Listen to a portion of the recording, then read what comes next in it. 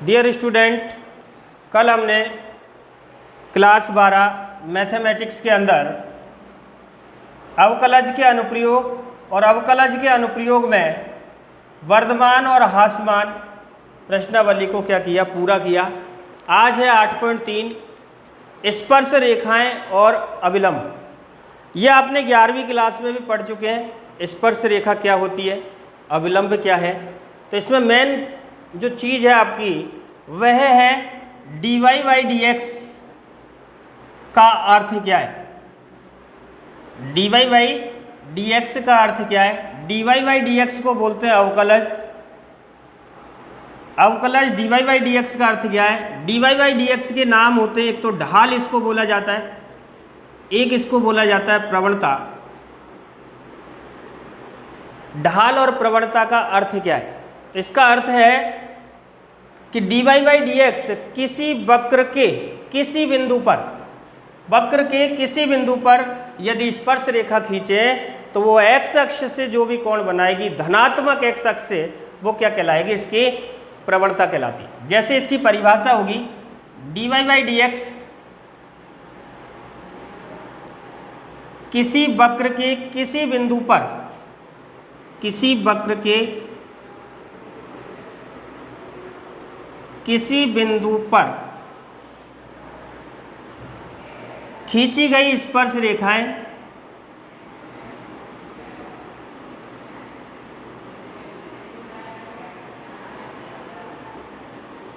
x अक्ष की धनात्मक दिशा से, ये ध्यान ये रखना है, x अक्ष की कौन सी दिशा होनी चाहिए, धनात्मक, ऋणात्मक नहीं, धनात्मक दिशा से जो कोण बनाती है, और ये कोण बनेगा, ध्यान रखना है, टेन थीटा के अंदर जो कोण बनाती है उस कोण के टेन के मान को क्या कहते हैं, dy बाई dx कहते हैं।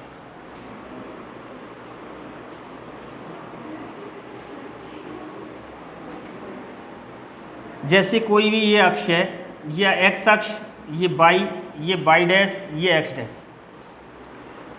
यहाँ पर कोई बिंदु लिया, ये कोई रेखा है, ये रेखा केवल किससे, ये x प्लस का है और ये x किसका है, माइनस का। x अक्ष की धनात्मक दिशा से ये कोण बनाएगा, ये कोण क्या कहलाता है, dy बाई dx, यानी प्रवणता। ध्यान ये रखना है, dy बाई dx यह क्या है, प्रवणता है। ऋणात्मक नहीं होनी चाहिए, इधर से नहीं होनी चाहिए, केवल कौन सी दिशा से होनी चाहिए, धनात्मक दिशा से। जो कोण बनाएगी वो क्या कहलाएगी, उसकी प्रवणता। और यह प्रवणता किसके अंदर नापी जाती है, टेन थीटा के अंदर। किसके अंदर, टेन थीटा में यह नापी जाती है।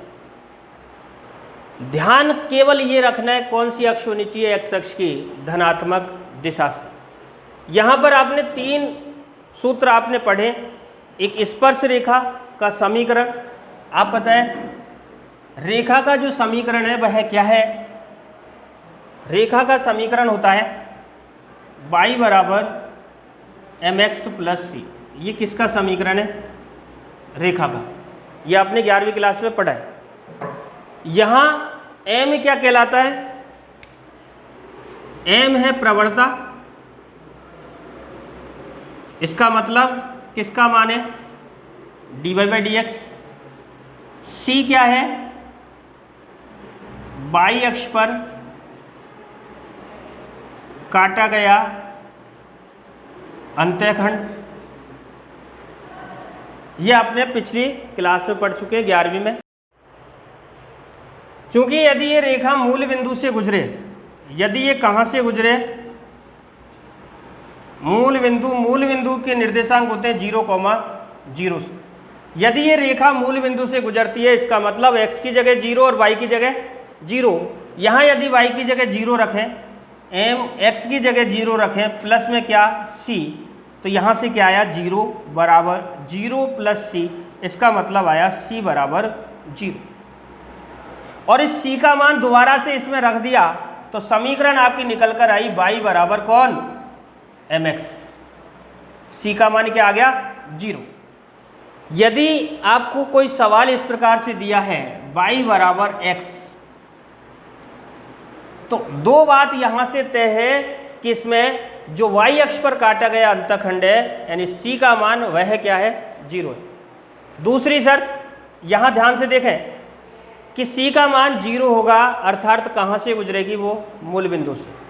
यदि यहाँ y अक्ष पर काटे गए अंतखंड का मान है ही नहीं, इसका मतलब ये रेखा कहाँ से गुजर रही है, मूल बिंदु से गुजर रही है। दूसरी शर्त मान किसका चाहिए, प्रवणता। प्रवणता होती है x का गुणांक, और x का गुणांक कितना है 1, इसका मतलब प्रवणता कितनी है 1 है। प्रवणता को लिखते हैं किसके अंदर, tan थीटा के अंदर। tan थीटा का मान 1, चूंकि tan में यदि ये मान चला है तो ये मान भी tan में देखेंगे, तो यहाँ से पता चला tan थीटा बराबर एक मान किसका होता है, tan 45 का, tan π/4, और tan से क्या कट गया tan। इसका मतलब ये कोण बना रहा है कितने डिग्री का, 45 डिग्री का। तो ये कोण जो होगा, यह कोण होगा किससे, x अक्ष की कौन सी दिशा में, धनात्मक दिशा। x अक्ष की धनात्मक दिशा में कोण कितना है 45 डिग्री। तो यहां से आपको क्या मान निकलता है, tan थीटा यानी प्रवणता का। ये तो है केवल रेखा का।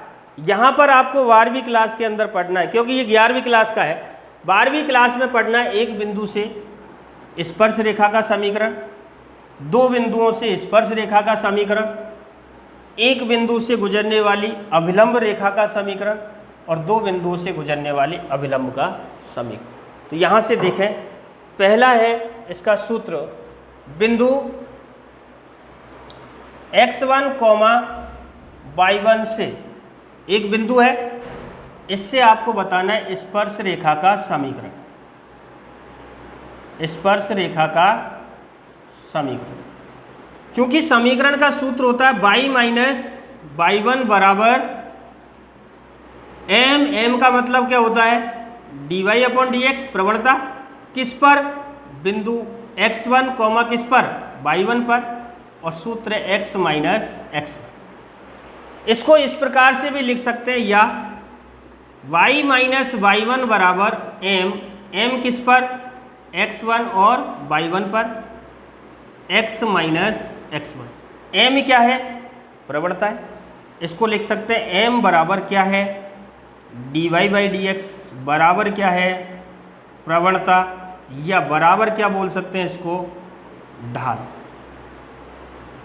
तो ध्यान ये रखना है कि एक बिंदु से गुजरने वाली स्पर्श रेखा का समीकरण क्या है, y माइनस y1 बराबर dy/dx x माइनस x1। किस बिंदु पर प्रवणता चाहिए, जिस बिंदु पर आपको ज्ञात करना। आपसे अभिलंब पूछेगा, अभिलंब का मतलब कितने डिग्री होता है, 90 डिग्री। इसका मतलब स्पर्श रेखा क्या है, 90 डिग्री के कोण पर है, यानी अभिलंब रेखा स्पर्श रेखा के क्या होती है, लंबवत होती है। तो यहां से लिखें अभिलंब।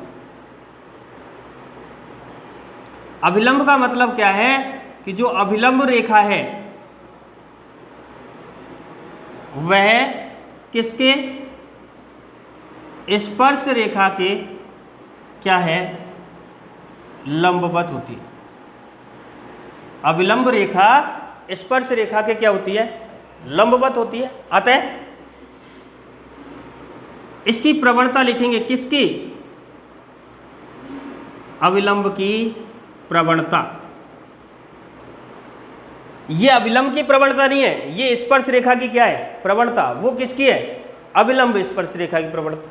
यहां देखें अभिलंब की प्रवणता क्या आएगी, 1/-1 कौन होता है, dy/dx, -1/dy/dx। उल्टा हो जाता है केवल किसके चिन्ह में, माइनस के चिन्ह के साथ। आपको यदि अभिलंब समीकरण पूछे किसी बिंदु पर, या इसको बोल सकते हैं, ये किसका ढाल है, dy/dx। इसको बोल सकते हैं -1/, ये किस क्या है, dy/dx। स्पर्श रेखा की क्या है, प्रवणता, या स्पर्श रेखा का क्या है, ढाल। ये इसको हिंदी में बोल सकते हैं -1/, स्पर्श रेखा का ढाल। यदि इसको ज्ञात करना है बिंदु x1 कॉमा y1 पर अभिलंब समीकरण। अब आपको बिंदु किस पर पूछ रहा है? x1 कॉमा y1 पर। यहाँ तो स्पर्श रेखा थी, तो यहाँ किसकी प्रवणता थी? स्पर्श रेखा की। और यहाँ अभिलंब की समीकरण है, तो यहाँ प्रवणता के स्थान पर कौन आएगा? केवल अभिलंब की प्रवणता। तो सूत्र क्या बनेगा? y माइनस y1 बराबर -1 अपॉन dy अपॉन dx।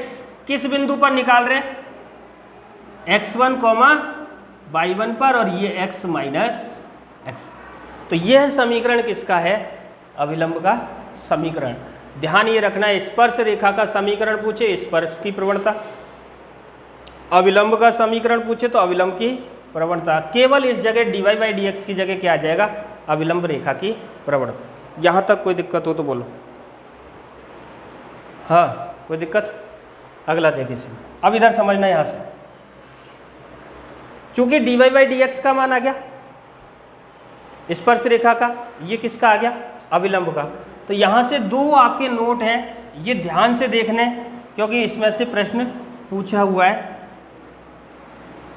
परीक्षा में पूछ लिया ये प्रश्न। तो यहाँ से देखें,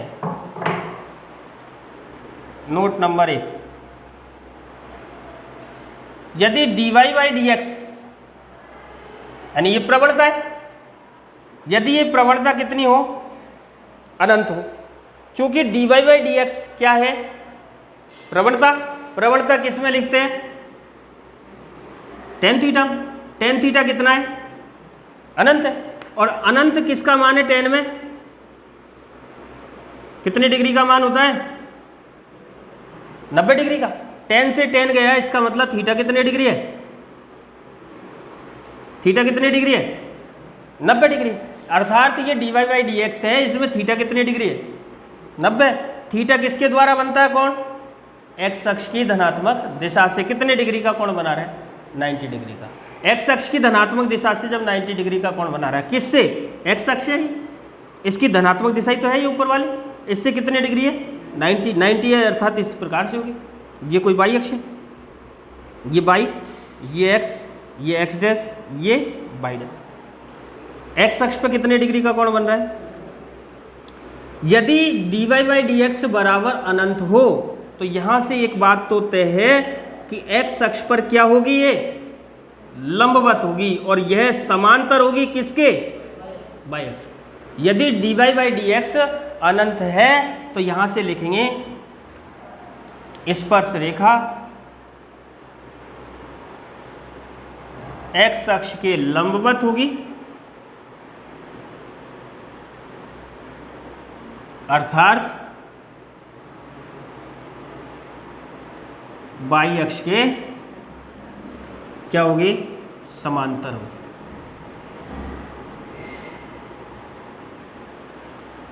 दूसरा इसका पॉइंट है, यदि dy अपॉन dx बराबर 0, dy बाई dx क्या हो? 0 डिग्री हो। इधर समझ, 0 डिग्री है, इसका मतलब dy बाई dx को किस में लिखते हैं? टेन थीटा बराबर 0। और टेन थीटा में 0 कितने डिग्री का मान होता है? टेन जीरो का। टेन जीरो का मान 0, पाई का मान भी क्या है? 0। तो यहाँ से क्या आ गया? थीटा बराबर 0। 0 डिग्री का मतलब क्या होता है? एक्स अक्ष पे कितने डिग्री का कोण बना रही है? ये आपका कोई बाई अक्ष, ये बाई डैश, ये एक्स अक्ष और ये एक्स डैश। तो एक्स अक्ष पर 0 डिग्री बना रहा है, इसका मतलब यहीं पर है। यहाँ से ये 0 डिग्री बना रहा है, इसका मतलब इसी पर रेखा जा रही है। ये भी तो 0 डिग्री है, ये भी तो क्या है? 0 डिग्री। चाहे इधर लें तो ये भी कितने डिग्री है? 0। पाई पर भी कितने डिग्री कोण बनता है? 0 डिग्री। अर्थात ये रेखा एक्स अक्ष के कहाँ पर आ रही है? ऊपर ही आ रही है। इसका मतलब एक्स अक्ष के क्या है? समांतर है। एक्स अक्ष के क्या है? समांतर। और बाई पर क्या है? लंबवत। यदि dy बाई dx बराबर 0 हो तो स्पर्श रेखा एक्स अक्ष के समांतर होगी और बाई अक्ष के लंबवत होगी। तो यहाँ से लिखेंगे, अतः स्पर्श रेखा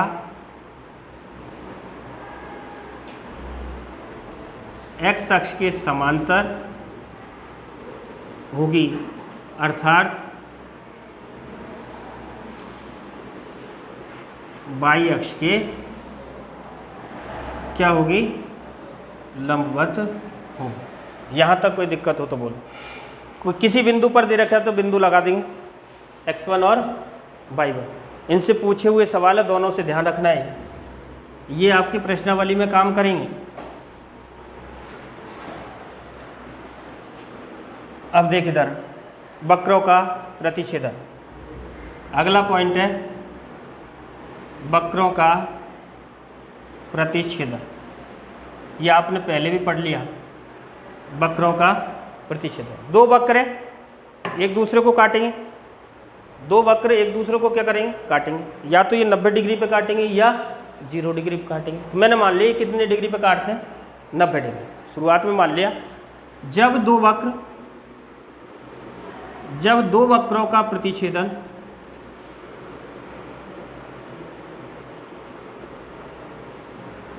नब्बे डिग्री का मतलब क्या होता है, लंबवत। प्रतिच्छेदन लंबवत हो तो इस प्रतिच्छेदन को क्या कहेंगे, लंबवत है तो इसे क्या कहेंगे, जब दो वक्रों का प्रतिच्छेदन क्या है, लंबवत, तो इसको क्या कहेंगे, लंबकोणीय प्रतिच्छेदन। तो इस प्रतिच्छेदन को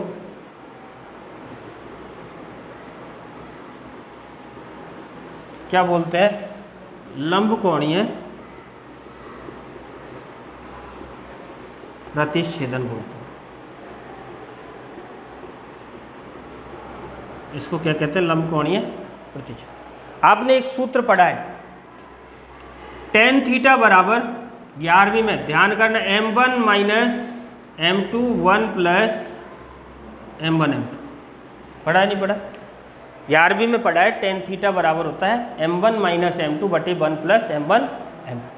आपने कहा है कि लंबों का प्रतिच्छेदन क्या है, लंबवत। पहली कंडीशन लेके चल रहे हैं कि प्रतिच्छेदन क्या हो, लंबवत का मतलब थीटा कितने डिग्री हो, 90 डिग्री हो। तो थीटा की जगह यदि मैं 90 डिग्री रख दूं, 90 का मतलब पाई बटे 2, ये आ गया m1 माइनस m2 बटे 1 प्लस m1। और 90 डिग्री का मान कितना है, अनंत, और अनंत को क्या लिखते हैं, 1/0, क्योंकि बटे में यदि 0 है तो हमेशा क्या आएगा, अनंत। अंश में 0 को छोड़कर कोई संख्या होनी चाहिए।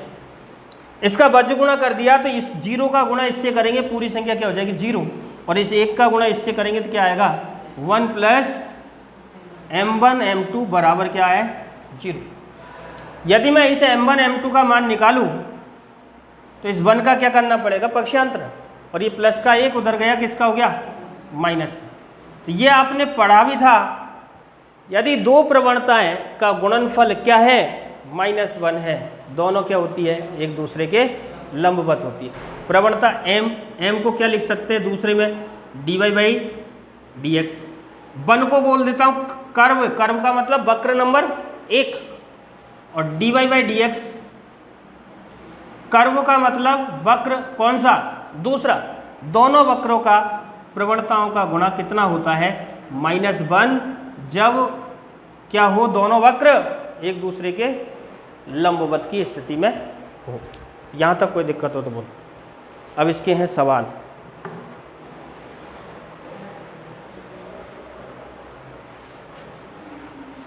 जैसे इसका पहला सवाल देखें,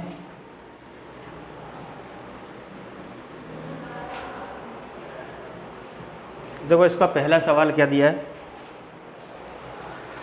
पहला है क्वेश्चन नंबर 1, वक्र आपको दे रखा है y बराबर x³ माइनस x प्लस 1 पर स्पर्श रेखा की प्रवणता ज्ञात करो।